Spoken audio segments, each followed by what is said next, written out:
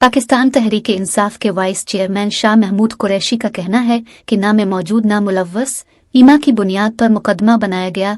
शाह महमूद कुरैशी ने इंसिदान दहशतगर्दी अदालत के बाहर मीडिया से गुफ्तगू करते हुए मजीद कहा कि सदर बाइडन और वजीर आजम मोदी की मुलाकात के बाद पाकिस्तानियों का दिल दुखा है। पाकिस्तानियों की कोशिश हमेशा दहशतगर्दी को ख़त्म करना रही।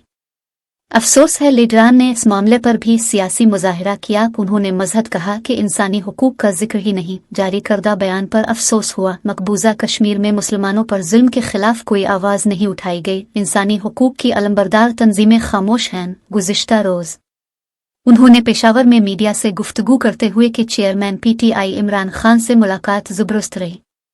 PTI के मुस्तकबिल पर पहले भी इजहार ख्याल कर चुके हैं। वक्त साबित करेगा कि कौन कहाँ खड़ा है।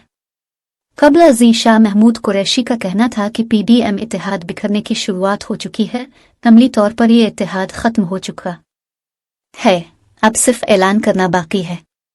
मीडिया रिपोर्ट्स के मुताबिक वाइस चेयरमैन तहरीक इंसाफ शाह महमूद कुरैशी ने कहा है कि बिलावल भुट्टो ने जलसे में सवात के हवाले से खदशात जाहिर किए। सिंध के बारे में बिलावल भुट्टो ठीक कह रहे हैं, ताहम बजट में सिंध की एलोकेशन के बारे में तबसरा क्यों नहीं किया। ख्याल रहे कि इस्लामाबाद हाई कोर्ट ने 9 मई को हंगामा आरआई केस में शाह महमूद कुरैशी और असद उमर की 10 जुलाई तक अबूरी जमानत मंजूर कर ली है। अदालत ने पुलिस को असद उमर और शाह महमूद की गिरफ्तारी से रोकते हुए 10 जुलाई तक रिपोर्ट भी तलब कर ली। अदालत आलिया की जानिब से जुमा को केस की समाअत हुई।